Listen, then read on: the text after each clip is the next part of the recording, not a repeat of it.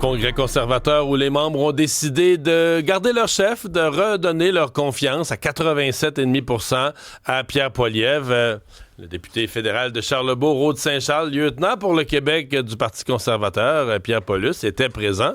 M. Paulus, bonjour. Bonjour, M. Duvon. Vous êtes content? Ah oui, c'est bien sûr. Écoutez, c'est toujours des événements, des situations où on ne sait pas vraiment comment ça peut finir. On avait très bon espoir, évidemment, que le vote serait très bon, mais il reste que tant que c'est pas fait. Et là, le résultat était clair, décisif. Donc oui, je serais content. OK. Et donc, vous dites, pour les députés, les membres, c'est clair, on repart préparer la prochaine élection avec Pierre Poilievre qu'on veut amener dans le siège de premier ministre. Absolument. Puis ça a toujours été l'idée. Puis on a eu une situation, une élection qui n'a pas évidemment été à la hauteur de ce qu'on voulait. Par contre, on apprend tout ça. Puis là, ce qu'on a vu vendredi, le discours de M. Poilievre, je pense que les gens qui ont pu l'écouter ont vu, au niveau du contenu, au niveau des idées, on fait la preuve qu'on a les bonnes idées. Parce que M. Carney prend plusieurs de nos idées.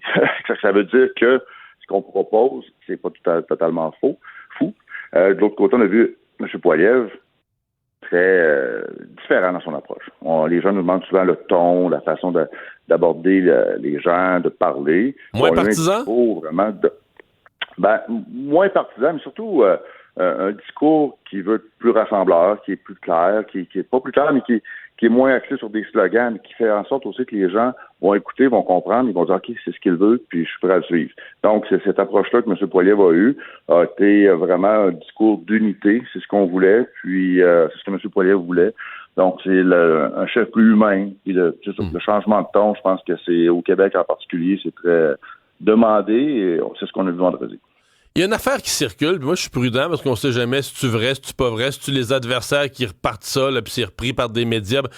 Mais il y a cette histoire qui circule que si Pierre Poilievre restait, il y a un ou quelques députés là, de votre députation qu'ils veulent plus être avec lui, donc c'était la confirmation qui reste, c'est ce qui leur manquait pour traverser la Chambre, puis devenir des transfuges, puis là on est à un transfuge près que les libéraux deviennent majoritaires. Est-ce que c'est une crainte que vous avez? Vous avez l'impression que c'est des rumeurs ou des faussetés qui sont véhiculées? Là? On peut jamais garantir quoi que ce soit, parce qu'on l'a vu avec Michael Moore, hein, le gars qui a transféré avec les libéraux, il est venu à notre partie de Noël, le lendemain, il a fait un transfert. Donc, on sait jamais quoi on peut s'attendre avec les gens. Il reste que j'ai pas, en fin de semaine, moi, je veux dire, l'ensemble du caucus. On a eu un caucus vendredi matin, on était ensemble, tout le monde était là. J'ai pas senti ça. Mais en même temps, je vous tous les députés étaient là. Il n'y a pas des députés, mettons, là, qui sont à moitié plus là, puis qui boycottent le Congrès, puis qui vont plus dans les activités. Vous en avez pas comme ça, là?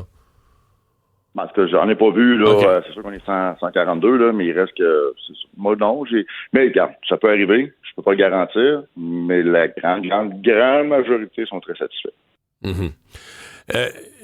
Qu'est-ce qui va être votre stratégie à partir de maintenant? Là, parce que, bon, la session parlementaire est reprise, le travail parlementaire est repris. On a l'impression quand même que M. Carney a le vent dans les voiles. En même temps, la population du Canada, eux autres, ils veulent que l'opposition joue son rôle, mais là, la priorité, c'est qu'on renégocie l'entente avec les Américains. Comment vous allez naviguer là-dedans là, pour être pas trop partisan, être aux côtés, disons, du gouvernement canadien face aux Américains, mais tout en restant critique de M. Carney? Comment vous allez naviguer dans les prochains mois?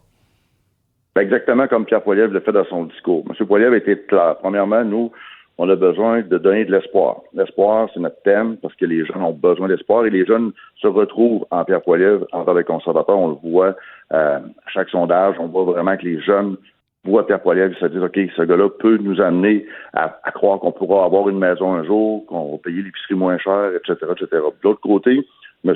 Poilievre a tendu la main à M. Carney, a dit s'il y a besoin d'aide, les conservateurs, on va être là. Comme on a fait en 2025 avec le projet de loi C5, ça pressait. On a aidé les libéraux, c'était rapide. On l'a fait passer à la Chambre des communes. Donc, à chaque fois qu'on pourra aider le gouvernement pour améliorer l'économie canadienne, faire face aux tarifs, faire face aux problèmes que Donald Trump nous cause, on est là. M. Poilievre était clair dans son discours, le dit à M. Carney. Ça ne veut pas dire qu'on va dire oui à tout, bien évidemment. Il y a des choses que si les libéraux nous arrivent avec des projets de loi qui n'ont pas de lien avec l'économie et qui ne font pas de sens, on va les débattre, on va te compte si on ne peut pas les appuyer. Mais quand ça fait, quand c'est dans l'intérêt des gens, des citoyens, pour faire face à la crise que Donald Trump provoque, on va être là. Hmm. Il y a un de vos collègues députés de l'Ontario, Jamil Jivani, qui est un ami personnel, un ami d'université là, du vice-président américain J.D. Vance. Il y a un média américain aujourd'hui qui diffuse le fait que M. Jivani va aller rencontrer son chum, va aller rencontrer le vice-président américain J.D. Vance cette semaine.